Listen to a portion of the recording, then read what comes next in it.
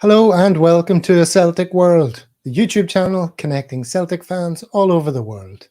From Dunkeld to Dublin, Galashiels to the Galapagos Islands. Wherever you happen to find yourself in the multiverse, you're part of A Celtic World. And who else is part of A Celtic World tonight? All the way in the land of Oz, we have the very regular, and I don't mean that in a toilet sense, but he's been on a lot recently. Stephen, how are you? Yeah, well, it's true in both senses. I can assure Good to you. know. Good to So know. yeah. Happy to be here, Gav. Looking to light a little candle of positivity, maybe. But let's see how we go.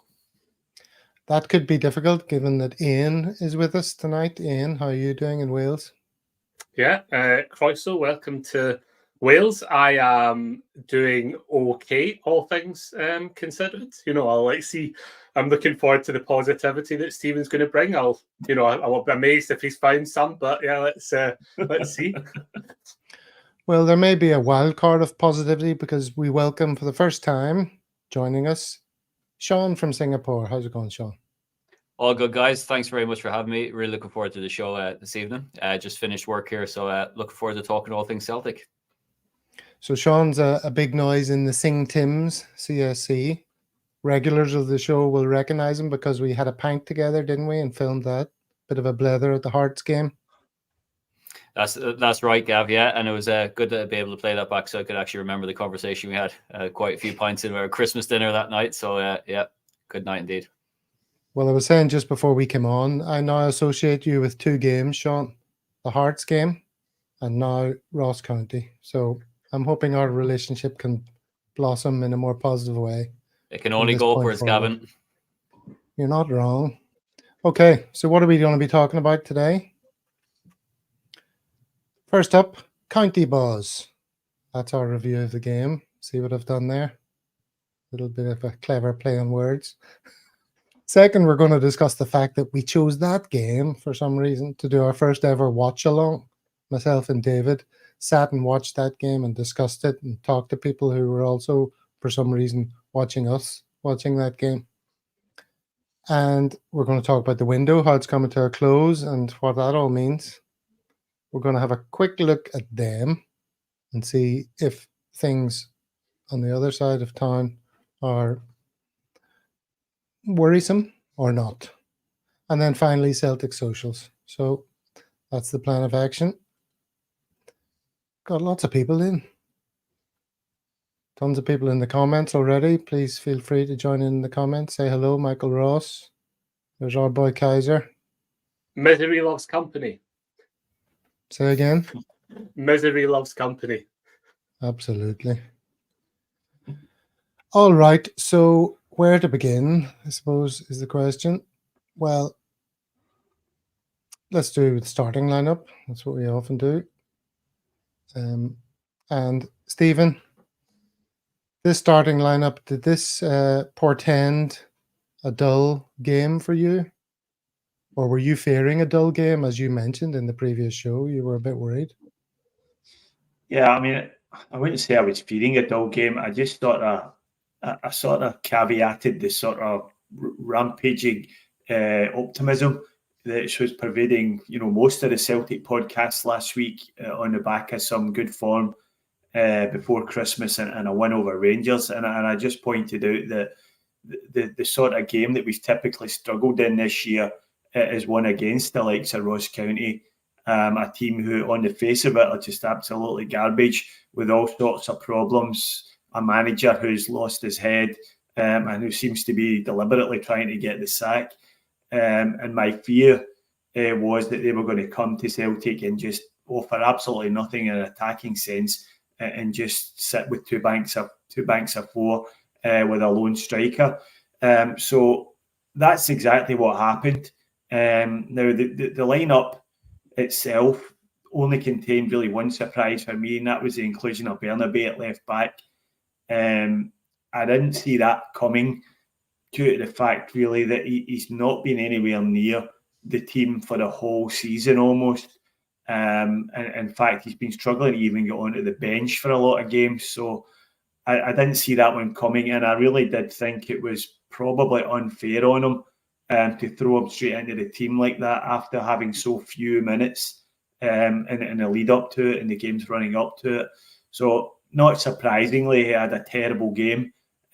Probably one of our worst performers, but I'm sure we'll get into that in a bit. But that was really the only surprise from his starting lineup.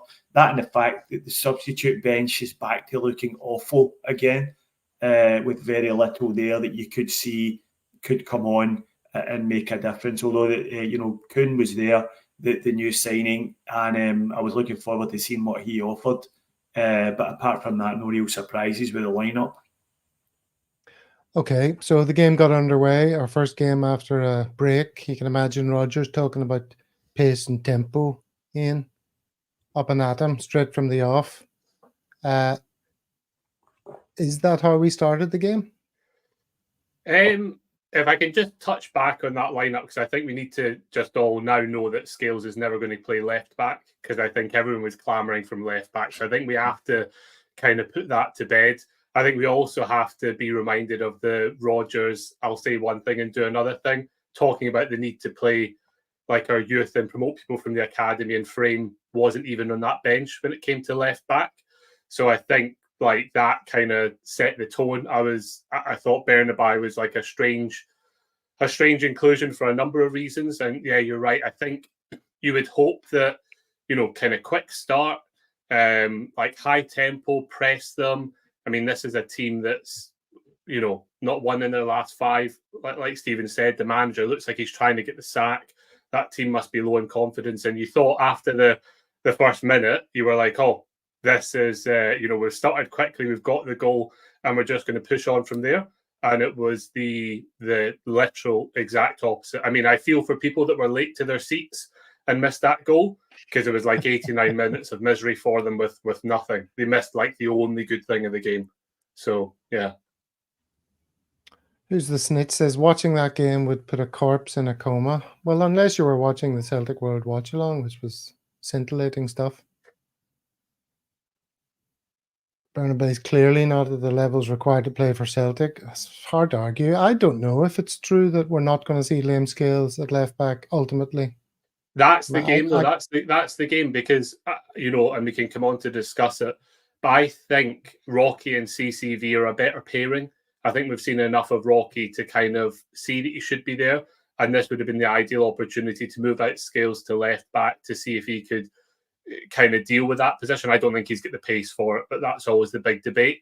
And if you're not going to do it, this is the thing with that lineup. If you're not going to like play the youth or play Scales at left back in a game at home against a team that's not 1 in 5, that's like fighting for relegation, that their manager's throwing them under the bus every opportunity, when are you going to do it?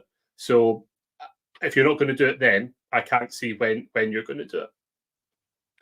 Well, let's focus on the positive for the time being, and that was the start of the game and Alistair Johnston's thunder bastard of a goal, Sean. How much did you jump from your seat when that rocketed in? Yeah, it was a great start, wasn't it? And as the boys said, we really thought that was going to be a big kick on for the rest of the match. We were talking beforehand about just down the Sington Supporters Club, just how good it would be to go out and put a barker now down for the second half of the season. How we've been traditionally strong, in the second half of the season, and particularly with the Huns winning one of their games in hand, just to show that we're going to keep it tough for them. So for Johnson then to come out and score after a minute, it was a great start. It was a good build up. I think it might have been perhaps maybe the only good piece of play that Bernabei had the whole game, because if I remember correctly, it was a little back heel flick to him and he crossed it in, and eventually it went to Johnston. And it was a bit of luck with the deflection. But yeah, it was a good goal, and I thought, here we go. Obviously, it didn't turn out to be that way. It did not. Is it too early for a musical break, or because I've got an Alistair Johnston one that's been in the vault for ages, and we haven't had a chance to play it because he's been absolutely gash all season. So we've never really got a chance to speak about him. And he scored a goal. Is that his first goal for us? I think he'd won last season. It was equal quality. I think it was deflection. We're not going to be any more positive about Alistair Johnston and the show than we are. That's what I was thinking. So let's capitalize on it. Let's strike while the iron is hot. Alistair Johnson, this is for you.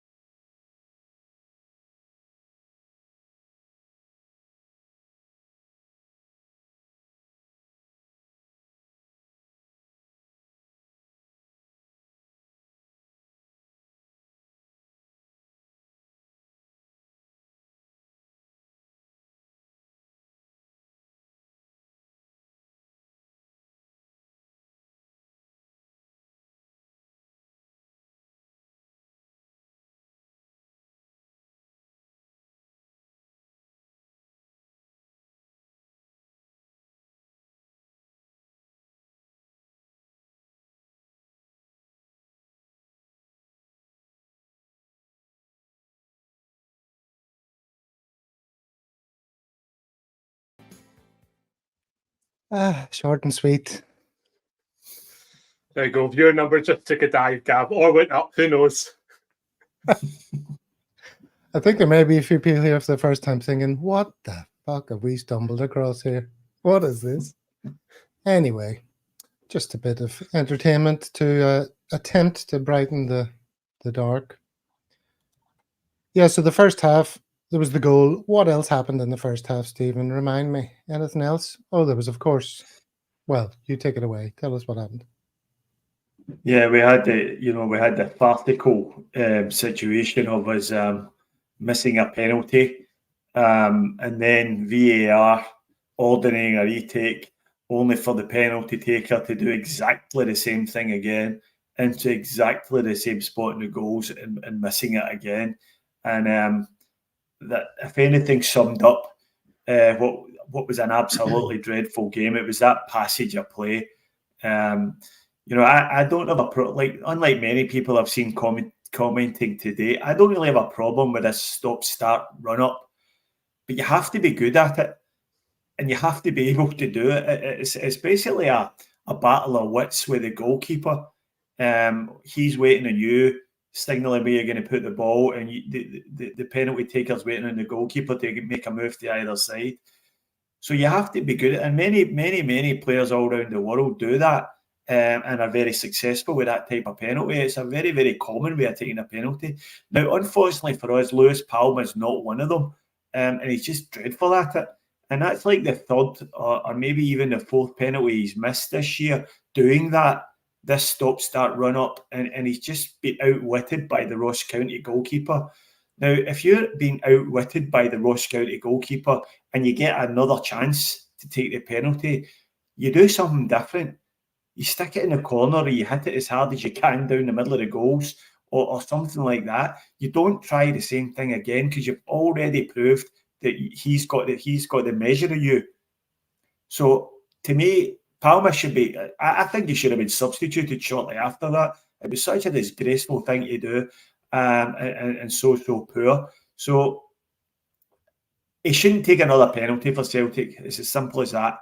We have to find someone else who's slightly better at penalties and just can learn something from ones that he's missed. But that was just disgraceful. I couldn't believe it. Sean, you're wearing a Celtic training top, and I know on Mondays and Thursdays you're often playing football rather than talking BS about it. What's your penalty technique? Well, I'm a left footer, and apparently left footers can't take penalties. I normally just run up, hit it as hard as I can, put the head down, normally right into the middle. Normally right into the middle. See, I mean, that's an Irish way of saying it, I suppose. It was exceptionally annoying, wasn't it, Ian? What's your theory behind why we don't have a designated penalty taker, and why Kyogo's? And we've talked about this before. I mean, we're going over old ground, but have you anything new to add to that conversation? I think the problem is, first of all, can I say with the penalty, I think it was ridiculous that the Ross County player didn't get a yellow card for starting in Callum McGregor. Like any other game, that's a yellow card. But there was a series of weird things again with the referee where he's not booking people and getting in the way of our play and stopping shots. That's another discussion, but I just thought I'd bring it up. I think with Pam, I'm going to defend him a little bit in general because he has taken a little bit of heat. He's an arrogant player, and that is both his blessing and his curse. When it comes off and he's on form and the fans are on side, I think we will see the best of him. I think when things aren't going so well and there's a lot of pressure, I think that arrogance can come back to kind of bite him in the arse, which it did here, because he should not have. His arrogance means that he's putting it in the same place again. And the weirdest thing for me is the guy can smash in a free kick, whip something into the top corner. He's got all the ability to take a run up and put that in pace in the top of the corner. And he's taking these daft run ups. And obviously no one's telling him to stop doing it because of the penalties he's scored. There's been a couple that the keeper's almost got to as well. So it's not like he's been taking amazing penalties. But then you look at, I think Kyogo missed one or two, didn't he? I think McGregor's missed one or two because people are saying, why is the captain not taking up to step up these? I find it weird that we don't take them all at Lennox Town and then there's a standout penalty taker. I would like to think that that's taken place and there's just no standout, and that's the problem. And the other thing that kind of makes it worse is with Juranovic, we had a guy who just put them in, time after time with pace and power, and that's kind of in your recent memory about it. Okay, so what about the second half then? Who's going to talk us through the second half? Back to you, Sean. I can't remember much about the second half, to be honest, so refresh my memory. Yeah, you give me the tough question. Well, I think it was just more of the same. Rodgers came out at the end and said, it was a much stronger second half. I mean, the only real chance I remember note is CCV off the corner.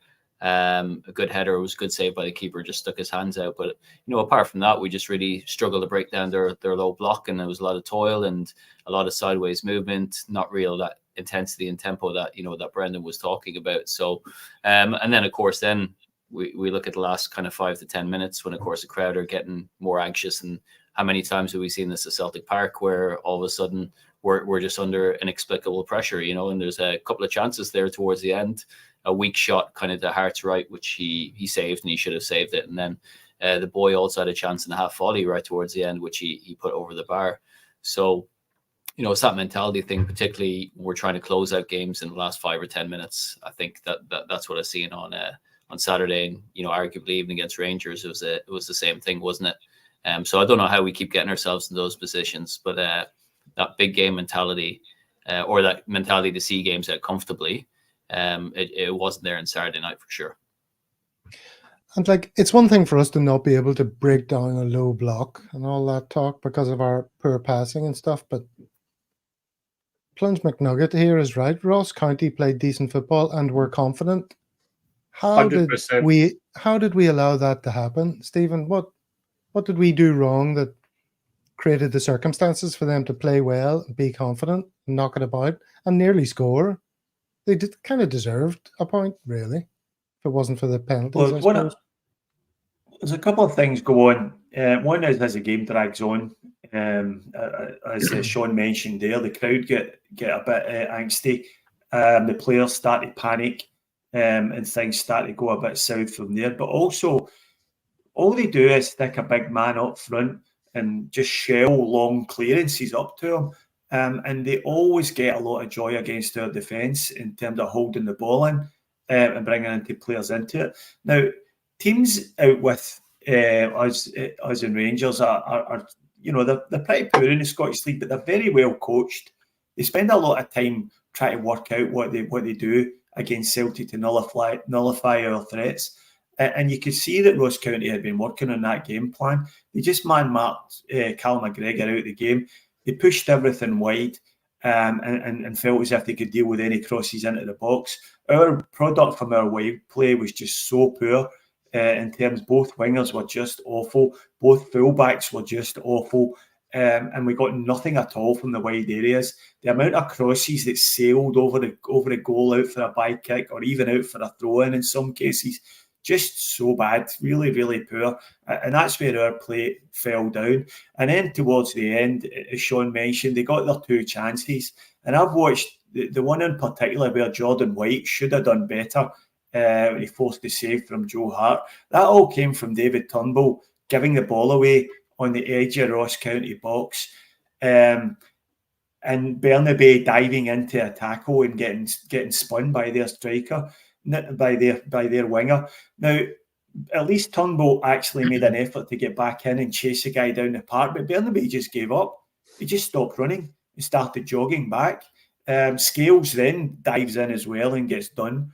And then the next thing, we're short of numbers at the back. The guy gets a square ball to Jordan White, and he should have scored. He definitely should have scored, and a better player would have put that away. And we'd have been probably, as you say, Gav, we'd have been deservedly getting 1 each. And, in terms of positivity out of the game, that's the one thing we can be positive about. We won the game and we got the 3 points when we probably didn't deserve it. And certainly the performance didn't deserve 3 points. So I think teams are just working us out far too easy just now. And the lack of quality off the bench, the lack of anybody able to come on and make a positive difference to how the game's going is just absolutely killing us. Can I just pick up on that? I think we need to shake this. I think we're way past the positivity from taking the 3 points out of stuff. I know you're not making that point, Stephen, but I'm just saying, now we can't say, well, the positive is that we took the 3 points, because there was too many times at the end of the year they were like, oh, well, at least we get through. That's going to give with those sort of performances. I lost count the amount of times that Ross County getting behind the fullbacks. It was clear as day in the first half and hardly resolved in the second half. And that's worrying because, like you say, a better team is going to punish us. And I know Rodgers himself said that we were better in the second half, or kind of alluded to it. But I would say it was probably worse in the second half, because that was a team that had a halftime talk from Rodgers to pep them up and do some changes without the penalty miss and without Bernardo missing a sitter. So it was actually worse, and Ross County could have equalised. So I thought the second half was arguably worse, because they'd had the team talk and Rodgers had the ability to make some of the changes. So I think it was worse the second half. And I would ask the question back, what team at the end of that looked like they were low in confidence, without a style of play, in a relegation fight after not winning in 5 games? Which 2, if you'd watched that 90 minutes, would you say were that team? I think some people would not be saying it's Ross County. Yeah, well, look, we all know the situation with the board and the window, and we're going to talk about that in due course. But it's not going to be the only thing we talk about. As the subject of this live stream goes, Rodgers must deliver. We need to talk about Brendan.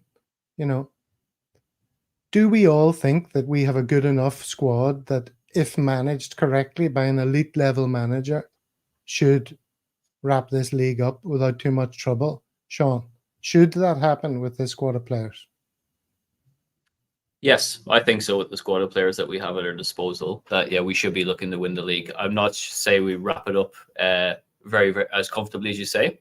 I think that you look at the momentum that the Huns have got, and I think they'll win more games. They won't drop as many points. But I think you look at our players in our squad, who have we lost since last year? Probably Jota is the biggest one, who I don't think has been replaced anywhere near in terms of quality.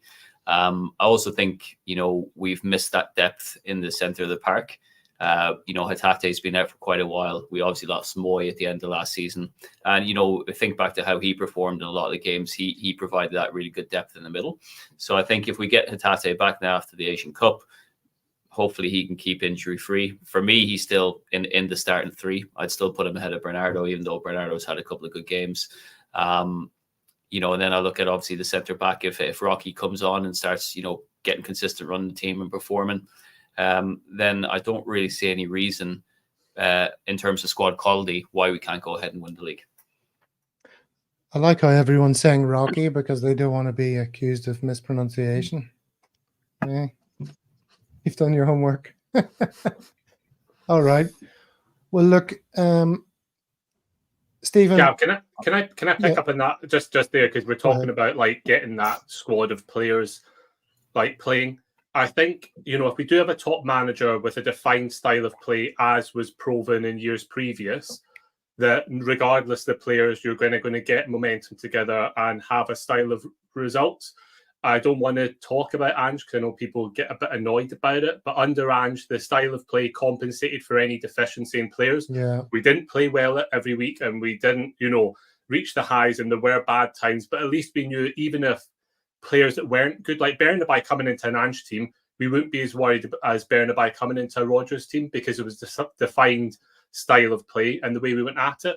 And I think if we accept that this team is kind of low in confidence, and there's a section of fans who are so disgruntled that they'll boo a 1-0 victory at home, Rodgers' post-match comments, because I don't know if we're going to come on to those, but how does either of those comments help them get better? Because we're talking about him getting the most out of this team and can we win the league with these players? He's creating a division with those post-match comments on a squad that's already low in confidence. And so even if we take those players at their absolute peak, it would be difficult, but we're almost like kneecapping them with talking about the division between the fans, and it's been like that since I've arrived, and it gives players that want an excuse an excuse. It puts the fans against the board and the management and the players, and I just thought his post-match was pretty wild in that context if we're looking to get enough out of those players to win the league. Yeah, I wasn't going to talk specifically about his post-match comments, but other than the ones where he talked about the game. But you're right. I mean, that's really not helpful. Those things that he said about if it's not me, it's the board. If it's not the board, it's somebody else. As if the fans are always unhappy. But it sort of makes me wonder whether, it ties in with the whole idea of Brendan having a very different time scale than the fans. I mean, we're emotional, reactive. If he's looking at this as a 3-year project or something, he's only had one window of his own. In his mind, maybe is he a lot calmer than how much is on offer for the Champions for? League qualification? How much is if that's his attitude, then he's been missing from the meetings, and the board have been missing from the meetings that this is a must-win league for finances, because if Rangers do the unthinkable and win, finances are reset and it's back to dead zero. It doesn't really matter about a 3-year plan because you're competing against someone who'll be able to kind of go up in the levels. And whatever you think about Rangers and their signings and the manager, he's getting a tune out of absolute dross consistently. And if he gets better players, who knows what he can do. Well, the way I wanted to approach this bit of the conversation was to refer back to what Stephen asked last week when we were talking to Michael about his interviewing of players and managers and what question would he like to ask. And Stephen asked the question to Rodgers, or chose his question to be to Rodgers, and it would be, why have you come back? Now, you've probably all seen Matt McGlone's tweet. Friend of the show, Matt McGlone. There has to be a Brendan thought process here. What I'm trying to get my head around is why he came back. If you were him, you most certainly wouldn't come back to the same transfer situation as before. So if nothing substantial happens by Wednesday, what's Rodgers' position in it all? That's the question, right? And then there's a bunch of answers. I wonder, should we look at these answers and see to what extent we agree with them? Or we'll discuss them one by one. These are ones that I've selected, right? Brendan's comments were illuminating. He's upset at the situation and his ego wasn't pleased at the boos at the end, to your point, Ian. He and Cal Max sold a win's a win and 3 points all that matters. I still think next week we will bring in 2 more players as the tension rises and to save face all round. Stephen, do you go along with that sentiment and hope? No, not at all. And, the simple fact of the matter is I don't know. I don't know the answer. I don't know why Brendan Rodgers came back, and I don't know what his thought process is. I'm entirely in line with what Matt McGlone's saying there. It beggars belief that we're back in this situation again, with funds clearly being withheld from the team. And you would almost swear that someone was deliberately trying to undermine the manager, which is pretty much exactly what happened during Brendan's first spell at the club. Now, I agree with what was said about Brendan's post-match interview, and I'm a big Brendan Rodgers fan. I was delighted when he came back. I thought we had struck gold in the post-Ange period, but his interview after the game was deeply worrying and troubling, and he seems to be like hitching his wagon to the board in any future conflict with the fans, which is surely coming down the road. And in that, there's only going to be one winner. Brendan has no goodwill with the fans built up. There was plenty of fans didn't want him back at all. Plenty accepted him back under duress. And a lot of people are just waiting on the first thing to go wrong, and they'll just go for the throat and savage him. So listening to that interview by Brendan Rodgers, and this is coming from a guy who likes Brendan Rodgers, I don't think he's got long left in the role. I think he'll be gone potentially within a matter of weeks. I think the situation is now as untenable as it was the first time around, and he's not doing himself any favours with that sort of interview. Wow. I think he's just annoyed and frustrated.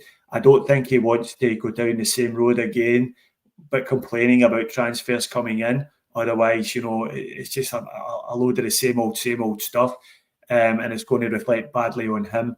But I would love to have half an hour in a room with Brendan and just chat to him and say, what did the Celtic deputation who came to Mallorca, to your absolutely lovely holiday home there, what did they say to you? What did they promise you? What was the assurance he's given to you? And have people gone back in their word? Because what's happening just now just doesn't make any sense at all. Okay, well, let's keep reading these comments. Here's the next one. A window that has Asia Cup and African Cup of Nations ongoing, 2 massive markets for us. He signed for 3 years, 6 windows. The CCV deal is long-term planning. Calm down, everyone. You should remember the 90s. You should remember the 90s more than most, Matt. Now, for the sake of balance, I'm going to come to Sean for this because I don't want to put words in Sean's mouth. But I think perhaps Sean takes a longer term view of these things. Sean, are you? Yeah, I don't know. I always try to look at it. I'm always very wary of overreacting, particularly when we're not doing well or particularly in a January transfer window. I think if you look at these things historically, look, we know that if Celtic or any club, it's notoriously difficult to get quality in. And I think our squad, as we've addressed here earlier on, is big. And, there's not the depth of quality which we would want. And for me, I would hate to go down the road of just getting 2 players in this week just for the sake of getting 2 players in, even if it was a left back and a goalie, if they're not the required quality. Lots of clubs were the same. Atletico came in for Matt O'Reilly. There's other clubs sniffing around. There's no way that we want to lose him. And other clubs will be the same for players that we're after as well. So I think we have to acknowledge what the reality of the January transfer window is. I'm not saying that is the reason for what's going on behind the scenes. I don't know what's going on behind the scenes. You hear a lot of stuff across all social media, and I've had a few crackers this week that have come through in WhatsApp groups and stuff about what's allegedly happening behind the scenes at Celtic Park. So I think you need to take everything a little bit with a pinch of salt. And if we manage to get another player in and they're of the quality, then I'm all for that.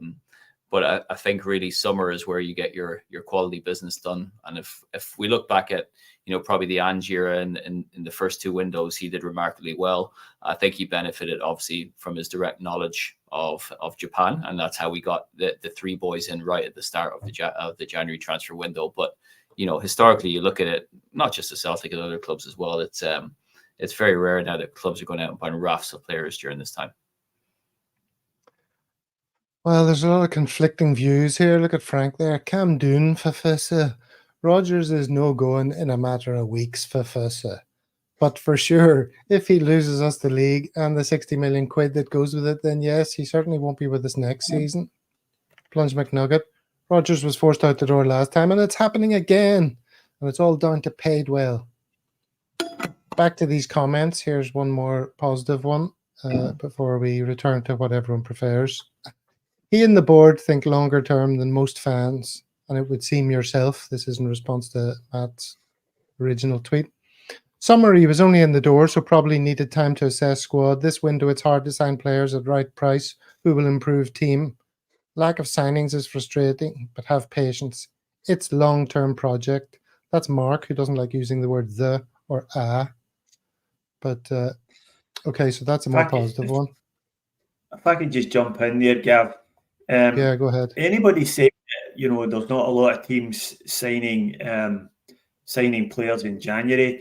Yeah, that's true up to a point, but there is a team across the city who are signing plenty of players. Now, you can argue, whether these guys are the quality that we'd be looking at or not, but it makes a nonsense of claims that you can't sign players in January. And we've also done it ourselves in previous January transfer windows. In some cases, we've had the players in before the window's even opened. So it's just not true. And there are very few clubs in Europe in the same financial situation as us, i.e. with a huge pile of excess cash just sitting there. And if there was any of these clubs in a race, a two-horse race for a title, which is neck and neck now, no matter what anybody says, it's a 50-50 shot whether we win the league or not. And to be sitting there with the guts of 100 million in cash and just refusing to spend it on a single player to improve the squad. And I really don't care about the size of the squad. That's not my concern. That's the concern of the recruitment team who recruited a big bunch of cheap players in the summer who are not up to the standard required to play for Celtic. Now, they need to deal with that, but that shouldn't be an impediment to us bringing in quality. Rodgers was vocal in saying before the window opened, he thought we were 4 quality players short, right? Well, we've signed one who, I don't know if you can describe him as the sort of quality that Brendan was talking about. Only Brendan can really answer that. But we're still waiting on these 4 quality players. So has Rodgers changed his mind? I don't think so. I think he will be frustrated and he will be disappointed. And it's one excuse after another you can see coming through in these tweet replies about how difficult it is in January. And I'm sick hearing it, to be honest with you. I'm sick hearing it. Stephen, with the Kuhn thing, Kuhn even alluded to in his interview that it took about a week longer because of other issues, which was reported that we were haggling over like 200k with all that money. Kuhn could have been in a week earlier to get integrated into the squad and stuff like that, and that won't be an isolated incident. Do you know what I mean? The guy, I mean, I'm going to murder his name, Gav. Yeah. That was the same story, wasn't it? It seems like we were haggling over him in the summer.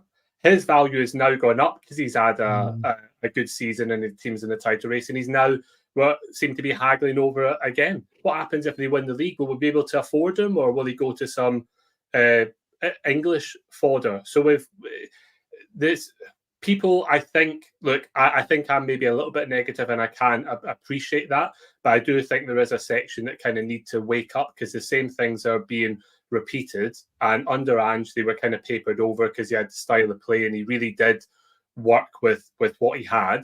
I don't know if Rodgers is going to go in the next couple of weeks, but I can tell you, if he doesn't get his players in this window and then we drop points in the next 3 tough away games, I wouldn't put it, I wouldn't rule it out, because it's going to be utter chaos if quality isn't brought in and we drop points in a couple of games. It will be this will be mild in compared to how it could be in 2 or 3 weeks. Jeez, oh. Okay, let's go back to this last one of these. I think it's the last one. In answer to the question, why did he come back? Richard Murphy says, I reckon he wanted to redeem himself, figured it would be a doddle again. Since found that he's having to work twice as hard to win over support, and despite what the board might have said regarding funds, we don't have the infrastructure or right people in charge of recruitment. Does that hit the nail on the head for anyone? Yeah, I mean, that mixed with his arrogance. Absolutely. I think the club is completely bereft of talent. It's completely bereft of vision. And I think, leave Brendan Rodgers out of this for a minute. I think we're completely bereft of any ideas about how to take the club forward. We just have no one there. The club is obsessed with continuity. It's obsessed with maintaining the status quo, and we just don't know what to do. We don't know how to attract players that are slightly better than are a lot better than the ones we have here. We don't know how to spend money in anything other than the 2 to 3 million price bracket. We have no strategy for increasing that. And if you keep signing players in the same price bracket, it's absolutely clear that season on season, the quality of players that you're signing is going to decline because you're paying the same money and you're getting less for your money year on year. We're still paying the same money we were 5 and 6 years ago. So obviously the quality of the signage is going to decline. The first sort of person we had in the club who looked as if he had any ideas for something fresh was Don Mackay, and he was chased out the door after a month or so. So we have no one there. If anybody can tell me someone who involved or employed with the club who has a track record in improving sporting organisations or developing sporting organisations or, you know, growing transfer strategies or anything like that, or managing scouting networks, we just don't have anyone, and it's all built on nepotism and cronyism.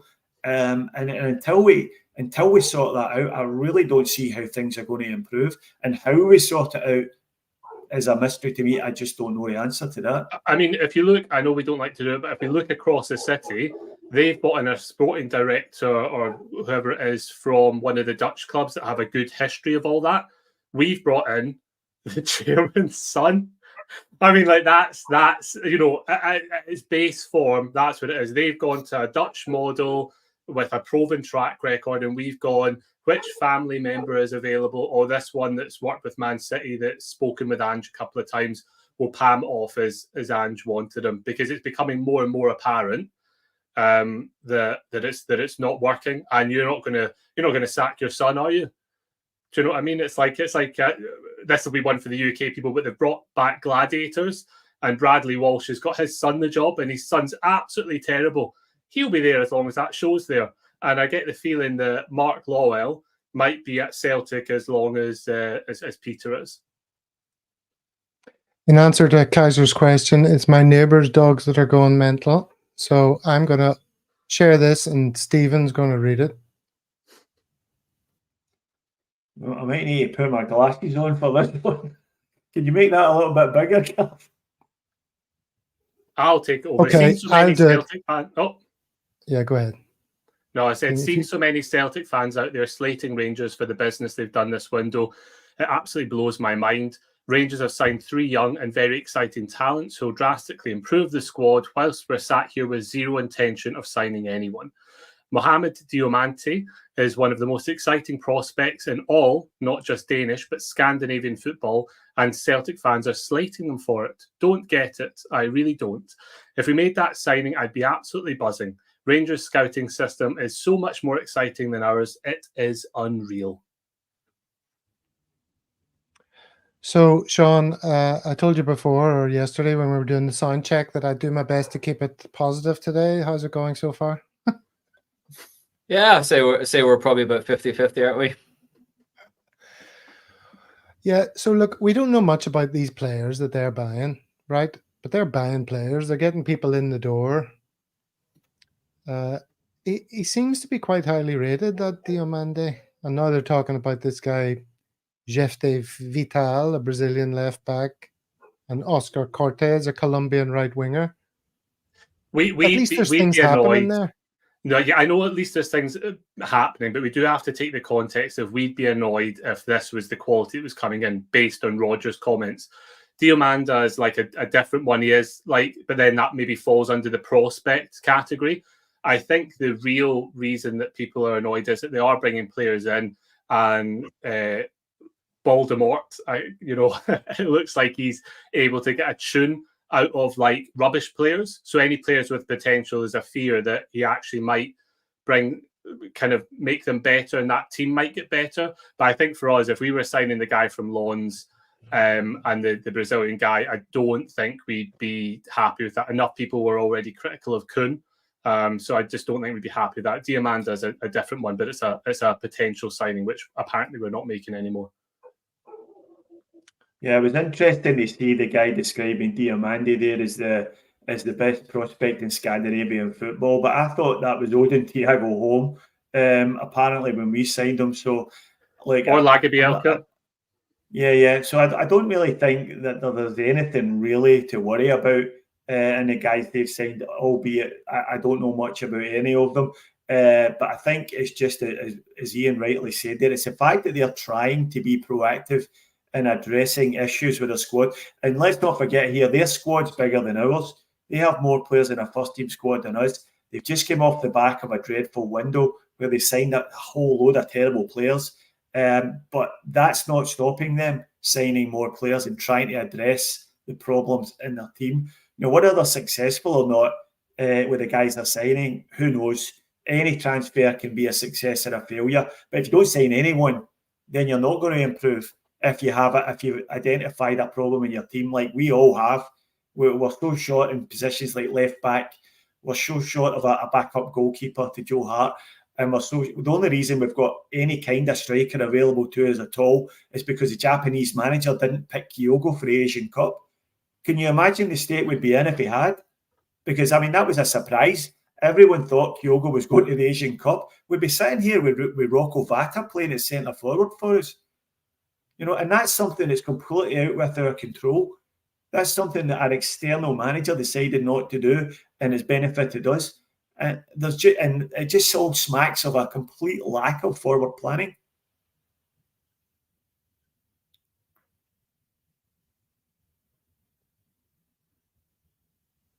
Here's somebody saying that Celtic fan 67 that I quoted isn't really a Celtic fan. It's Red Scott. I think there's a lot of that going about now. There's like board apologists going around, or there's "you're not a Celtic fan." People who booed weren't Celtic fans. They weren't real Celtic fans, even though it was like highly audible to everyone. They all weren't Celtic fans apparently. So I think there's a lot of it. I'm not saying Red Scotland's wrong. I'm just saying I think there's a lot of it going around. Mm-hmm. Yeah, well, at least they lost Sima, who was seemingly their only decent player in the first half of the season. Certainly their only source of goals other than Tav Pen. Yeah, but he's getting a tune out of all the players, and they are just consistent. And the difference between Rangers and Celtic at the moment is that teams are still afraid of Rangers. Like there was last season, teams thought they could go and they could take points off of Rangers, but they know they're just kind of this boring, long ball, relentless, penalty-winning machine that they have to combat. With us, they're turning up like Ross County to Celtic Park and thinking, actually, we can get in behind these fullbacks, pin guys up and thing, and we've got a chance of getting a result. And that's teams at the bottom. The fear factor is gone for us. So that's another big concern. I think the problem is really, to my mind, not that they're getting better. It's that we're just getting consistently worse, and we have been for ages. We've got so bad now that Rangers are in the title hunt. That's what's happened. Yeah, but outside games against us, Gav, they've got more points than us. Like, and they've hardly dropped points. But it's our disimprovement that means there's a title race on now. The big question is, how big is it going to be for us to have Cameron Carter Vickers back injury free, to have Hatate coming back? A part of me, I'm worried about Rodgers, but a part of me does think, he hasn't had the full hand to play with, because he's never really had all his best players fit. And CCV and Hatate are fundamental. We forget it's a hard job to get Celtic playing without those two. Sean, how big a news is it that CCV's signed a new contract and seemingly injury-free? Yeah, I think I think all Celtic fans, when they seen that news, whenever it broke, was it on Saturday or maybe Sunday that he'd signed? It was maybe before the game that he signed the contract. That was massive, because there was definitely news of clubs sniffing around after him, and I don't think any of us would have been surprised if a solid bid came in that he might have been on his way. Yeah, he's been one of those signings that from the Ange era that's just come along, and being a journeyman, he's just seemed to find his place, right, and he's just developed into the rock of the team. He's a fantastic defender, and to get players of that caliber who are willing to commit for a few seasons longer. Like, I doubt very much he'd be here for another 5.5 years, but at least another season or two. So I think that's massive.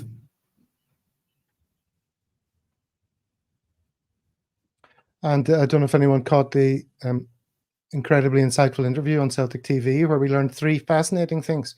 1, he's happy to sign a new contract. 2, he's enjoyed his time here. And 3, he's looking forward to the future.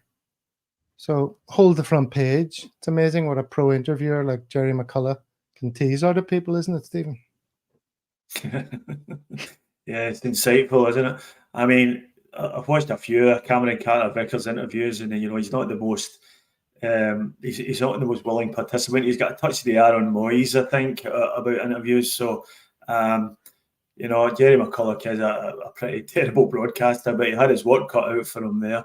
I'm glad he signed a new contract for the point of view that if we had tried to sell him this transfer window or even in the summer, I don't think his value is at its peak at the moment, coming off a very injury disrupted season. And I think some of the figures getting kicked around that we might get for him were very, very optimistic. So I think he's worth more to us in the team than he is than what we'd have got from selling him. So for that point of view, I'm happy he signed a new deal. And I think getting back to your earlier point, I think it will make a difference when the Asian Cup's finished. Hatate is a quality player and will make a difference coming back into the team, even if he's playing off the bench. It takes David Turnbull one step away from getting any minutes. And I think also Daisen Maeda, for all he's criticised, I think he does make a difference in helping out either fullback, depending on what side he's playing on, in a defensive sense. So I think both those players will make a big difference when they come back. But I still worry about the striking situation because I don't think has got it in him to replace Kyogo for any length of time on any number of games. Right. Well, getting back to CCV there, you're right to point out that he's not much of an interviewee. And I'm not sure whether it's Jerry McCulla or the other wee young smiley guy that is worse. His pitch. No, the smiley guy's good. I'm smiley guy CSC. I'm all for the smiley guy. Jerry McCulla, though. You might change your mind after you've heard this exclusive interview that we have between Smiley Guy and Cameron Carter Vickers, in fact. Check this out. So, Cameron, Celtic TV, another convincing win and a clean sheet. How pleasing was today's performance?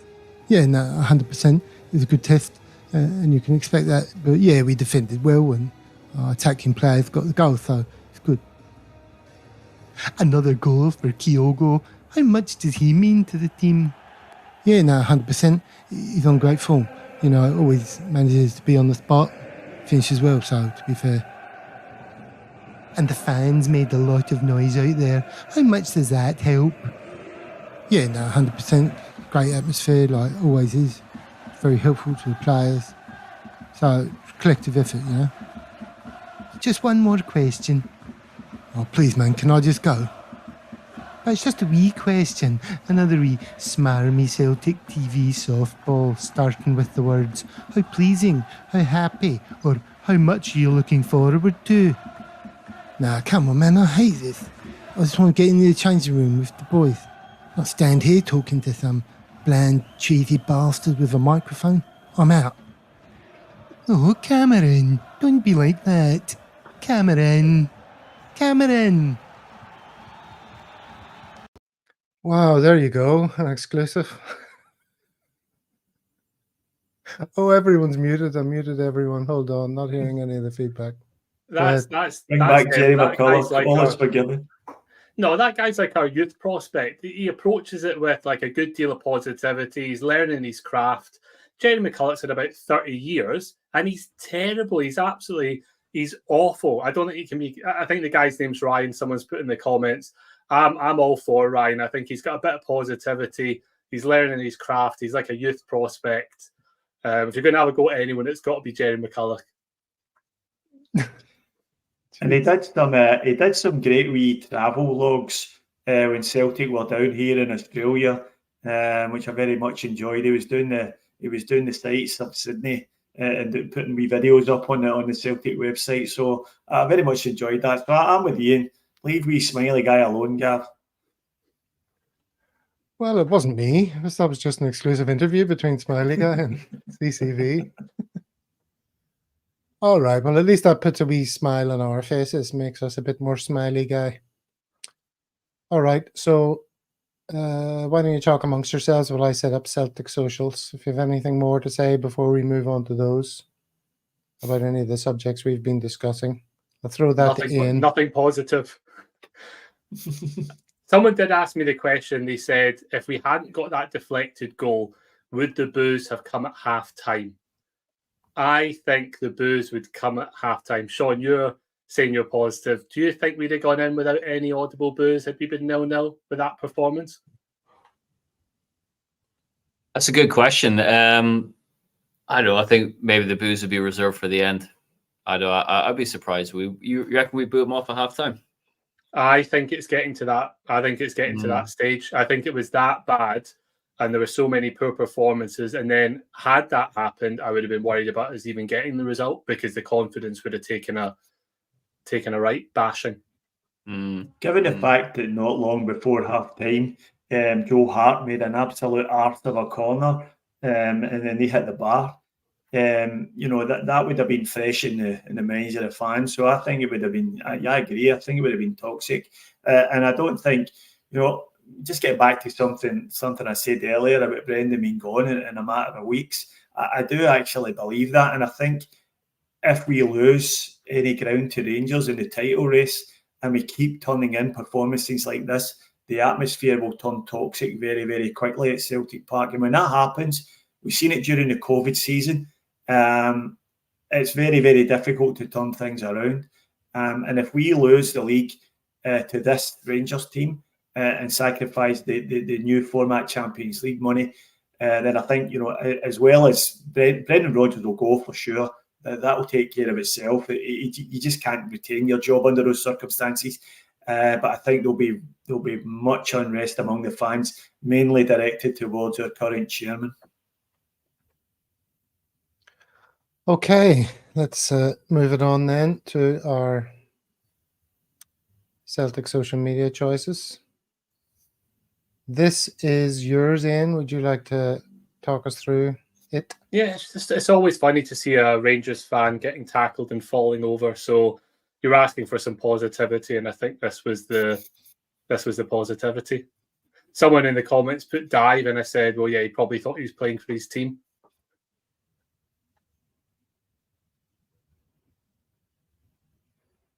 Bosh. See you later. This goes down slowly as well, doesn't it? He's bought it. Look, it's like Cantwell, isn't it? It's like a slightly larger Cantwell with less hair. I think he left a leg in there. Very good. And this is an interesting one. This is Stephen. Talk to us about this. Yeah, so this is a picture dating back to 1988, and it's a picture of the newly formed Irvine Number 1 Celtic Supporters Club, which I was a member. Now in this picture, you can't make me out, but I am at the back. You can just see the top of my head. And we're here. I was 19. See that again? Just trying to work out where you are. We can't see anything of your face.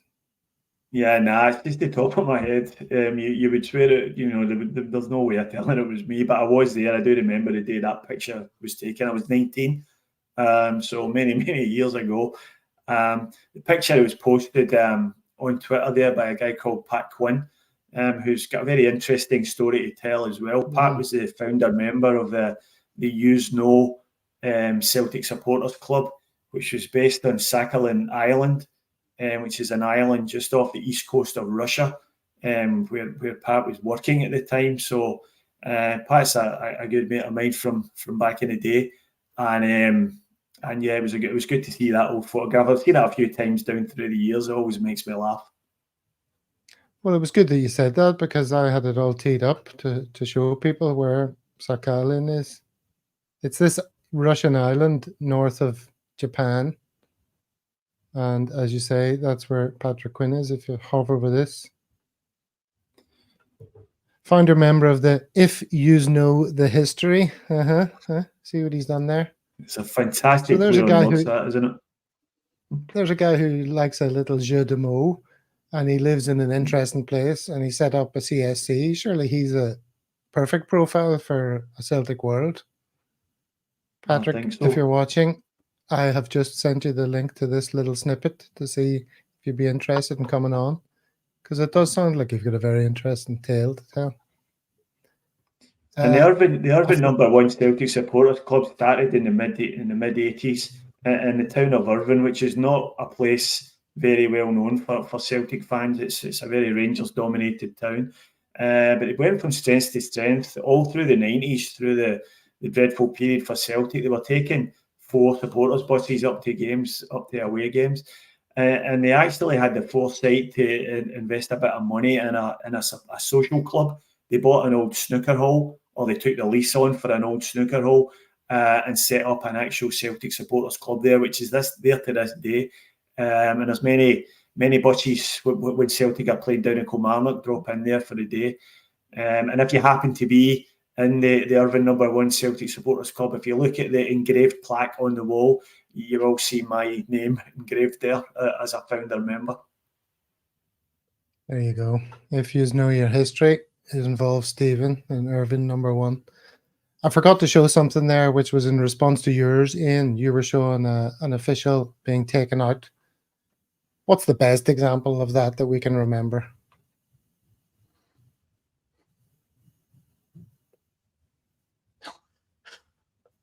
I was going to make a joke, but it's probably just Well, jokes aren't allowed on this no, channel. no. I was going to say maybe it was Hugh Dallas in '99 or whatever. That's what I was going to say. Surely not. No, I had more in mind this.